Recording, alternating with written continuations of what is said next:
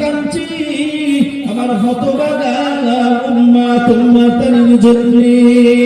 ও রব্বুল আলামিন, আপনার কোরআন আপনার আমানতটা আমি আমার গুনাহগার উম্মাতের উপরে দিয়েছিলাম। রব্বুল আলামিন আল্লাহ পাক, আমি জানি না আমার গুনাহগার উম্মাতেরা কতটা সংরক্ষিত করতে পেরেছে, কতটা হেফাজত করতে পেরেছে। আমার উম্মাতের বড় গুনাহগার, আমার উম্মাতের বড় ফাদাকার। ও রব্বুল আলামিন, আপনি যদি আমার উম্মাতকে ক্ষমা না করেন, মাফ না করেন, আমি রাসূলুল্লাহ সিজদা থেকে মাথা তুলব না।